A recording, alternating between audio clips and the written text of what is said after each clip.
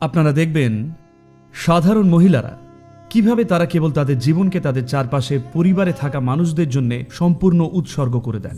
তারা শুধুই রান্না করেন, সেবা করেন, তারা কখনোই নিজেদের কথা ভাবেন না। আমার কি হবে প্রশ্নটা কখনোই তাদের মনে আসে না। আপনি দেখবেন তারা ঠিক সন্ন্যাসীদের মতোই আপনা থেকেই। আমার মা ছিলেন এর এক জীবন্ত উদাহরণ। তিনি যথেষ্ট শিক্ষিত ছিলেন, কিন্তু ওনার সারাটা জীবন ছিল শুধু তার স্বামী আর সন্তানদের সেবা করা, ব্যাস এই যা। আমি তাকে কোনোদিনই আমাদের বলতে শুনিনি আমি তোমাদের ভালোবাসি, আর এরকম প্রশ্ন কখনো মনে আসতো না।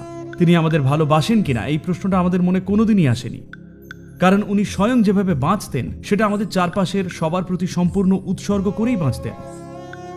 আর কেউ কখনো এ ব্যাপারে কিছু উচ্চারণও করেননি, কিন্তু নানান দিক থেকে তিনি ছিলেন নিজেই একজন দেবী। সবাই তার সঙ্গে সেভাবেই ব্যবহার করতেন।